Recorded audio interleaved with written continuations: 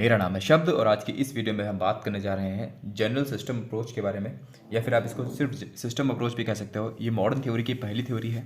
Modern theories of management में सबसे पहली थ्योरी आती है। इससे पहले के वीडियोज़ में हमने क्लासिकल मैनेजमेंट थ्योरीज और न्यू क्लासिकल मैनेजमेंट थ्योरीज को एक एक करके सबको देख लिया है। और अगर आपने वो वीडियोज़ नहीं देखे तो इस वीडियो के डिस्क्रिप्शन बॉक्स में आप देख सकते हैं, या फिर एक प्लेलिस्ट बना रखी है मैंने, वहाँ पर आप देख सकते हैं आसानी से। तो चलिए स्टार्ट करते हैं बिना किसी देरी के। तो सबसे पहले थोड़ा सा बैकग्राउंड, जैसे कि मैंने बताया कि हम क्लासिकल थ्योरीज पढ़ चुके हैं। क्लासिकल थ्योरीज में हमने देखा था साइंटिफिक मैनेजमेंट थ्योरी के बारे में, एडमिनिस्ट्रेटिव मैनेजमेंट थ्योरी के बारे में, और इसके बाद में ब्यूरोक्रेटिक मॉडल। ये तीन थ्योरीज हमारी क्लासिकल थ्योरीज की थ्योरी थी।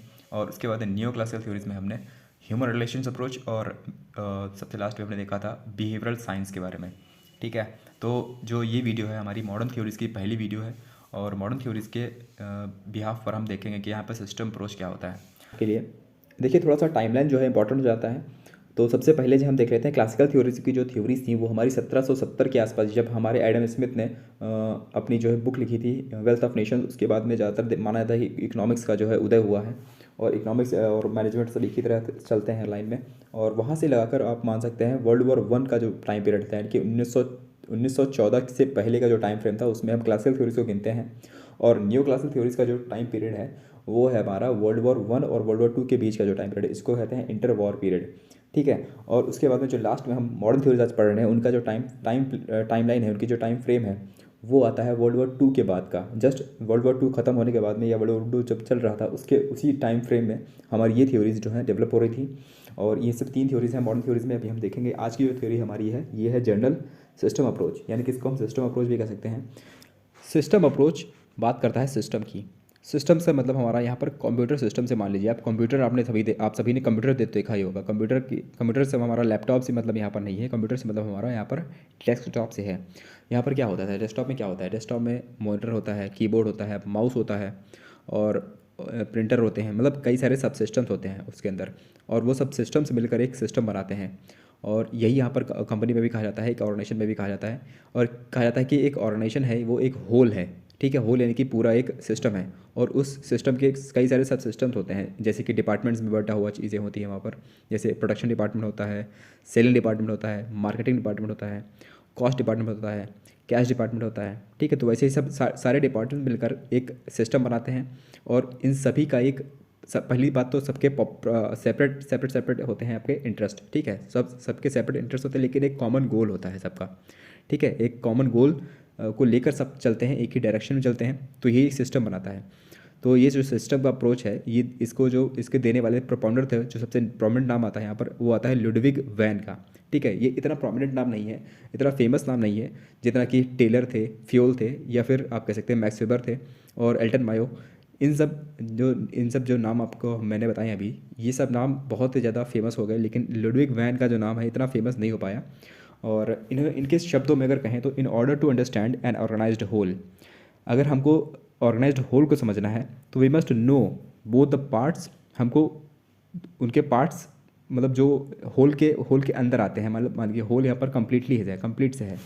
ठीक है, और कंप्लीट के जो पार्ट्स होते हैं उनको समझना पड़ेगा, और उन पार्ट्स के बीच का रिलेशन है उसको भी समझना पड़ेगा। तो ये बात इन्होंने कही थी सिस्टम अप्रोच के बारे में। ठीक है, उम्मीद करता हूँ आपको सिस्टम अप्रोच क्या होता है बेसिकली समझ में आ गया होगा। बहुत ही किसको कॉम्प्लिकेट करने की ज़रूरत नहीं, सिंपल तरीके से समझिए कि एक कंप्यूटर सिस्टम होता है, उस कंप्यूटर सिस्टम को हम ऑर्गेनाइजेशन में रख के देखेंगे। ठीक है, ऑर्गेनाइजेशन को आप एक सिस्टम मान लीजिए। ठीक है, वही चीज़ हो जाएगी यहाँ पर।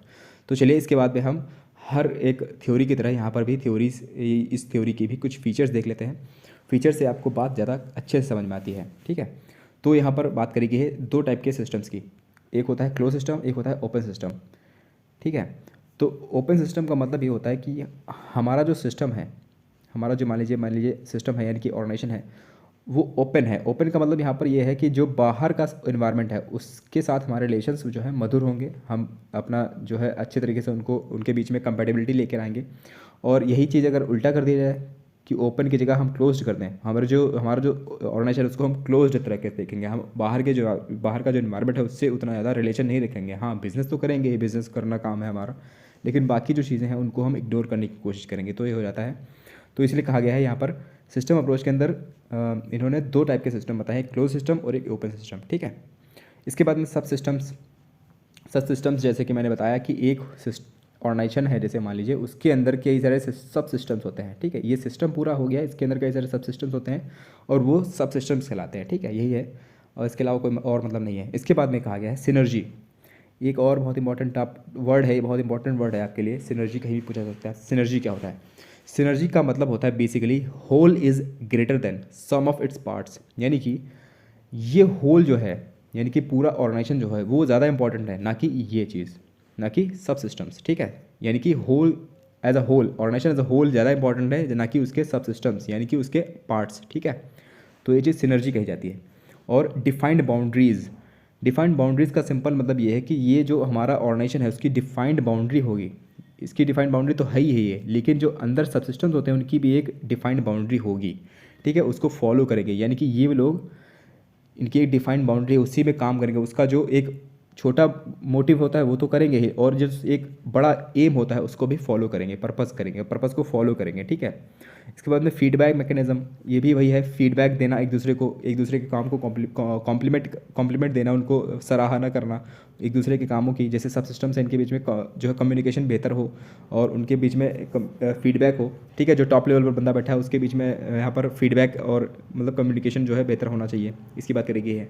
और कहा गया है कि ये जो सिस्टम अप्रोच है ये मल्टी डिसिप्लिनरी है। यहाँ पर कई सारे डिसिप्लिन्स को हम लेके आते हैं, कई सारे इसके एंगल्स हो सकते हैं, ठीक है, इसी बात करेगी। इसके बाद में कंसिडरेशन ऑफ होल सिस्टम, ठीक है। होल सिस्टम मतलब ये कि हम एक हमारे जो सब सिस्टम्स है वो अगर अच्छे तरीके से काम करेंगे तो हमारा कंसिडरेशन बढ़ेगा, ठीक है, हम हमारी जो है साथ में काम करने की क्षमताएँ बढ़ेंगी, ठीक है। इसके बाद में आता है इनपुट आउटपुट सिस्टम। जैसे कि मैंने बताया कि आपको सिस्टम्स अप्रोच समझना है तो आप कंप्यूटर सिस्टम समझ लीजिए, वही है। होता है एक इनपुट, इनपुट के बाद में प्रोसेस किया जाता है उसको, फिर लास्ट में आता है आउटपुट, ठीक है। तो हम आपको फीचर समझ में आ गए होंगे। इसके बाद में चलो हम प्रोज एंड कॉन्स की बात कर लेते हैं जल्दी से। लास्ट बचा है हमारा ये कॉन्सेप्ट। यहाँ पर बात करी जाती है कि ये मैनेजर जो होते हैं इनके पास में अच्छा व्यू मिल जाता है ऑर्गेनाइजेशन का, क्योंकि इसको ऑर्गेनाइजेशन को एज अ होल समझते हैं वो लोग, एक सिस्टम की तरह मानते हैं, तो चीज़ों को समझना ज़्यादा आसान हो जाता है। It gives importance to the interdependence of different parts of organisation. जैसे कि मैंने बताया कि इंटरडिपेंडेंस की बात यहाँ पर करी जाती है कि जो सब सिस्टम्स हैं, जो पार्ट्स हैं ऑर्गेनाइजेशन के, वो एक दूसरे के ऊपर डिपेंड करते हैं, एक दूसरे को कॉम्प्लीमेंट करते हैं और उनकी एक सर्टेन डिफाइंड बाउंड्रीज भी होती हैं। तो यहाँ पर बहुत अच्छा कंपेटेबिलिटी बन जाती है पार्ट्स के बीच में, ठीक है।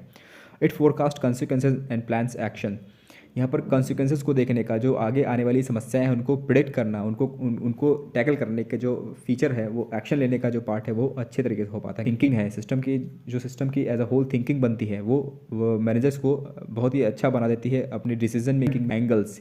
यानी कि कहा जाता है कि यहाँ पर हम सिस्टम्स के अंदर सिस्टम बना देते हैं, लेकिन को अलग अलग एंगल्स से किसी प्रॉब्लम को देखना चाहें या स्टडी करना चाहें तो नहीं कर पाते हैं, ठीक है। This approach neither offers any tool और technique to for analysing and synthesising for the system of an environment. यहाँ पर बात करिए कि हम इसमें सिर्फ किताबी पुलाव पकाते हैं, यानी कि जो हमको टूल्स चाहिए, टेक्निक्स चाहिए एनालाइज करने की, सिंथेसाइज करने की प्रॉब्लम्स को, उनको यहाँ पर कोई ऑफर नहीं देती है, कुछ एक टेक्निक है, टूल्स नहीं बताती है ये सिस्टम अप्रोच, ठीक है।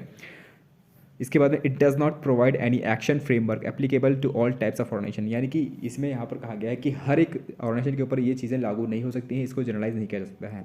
कुछ सर्टन बड़ी कंपनीज़ के ऊपर ये हम सिस्टम अप्रोच को लागू कर सकते हैं, ठीक है। छोटी छोटी कंपनीज़ होती हैं, MSMEs होती हैं, उनके ऊपर ये चीज़ें लागू नहीं हो पाएंगी, तो इसीलिए इसको हम कह सकते हैं कि ज़्यादा जनरल नहीं है, ये सबके ऊपर लागू नहीं सकती है, ठीक है। It also fails to specify the nature and types of interactions. And इस वीडियो का उम्मीद करता हूँ आपको चीज़ें समझ में आई होंगी। सी यू द नेक्स्ट वीडियो। आने वाला जो वीडियो है हमारा वो होगा क्वांटिटेटिव अप्रोच के बारे में। और अगर आपको मेरा काम अच्छा लगता है तो प्लीज़ लाइक कर दीजिए, शेयर कर दीजिए, सब्सक्राइब करिए मेरे चैनल को। Thank you guys, God bless you all.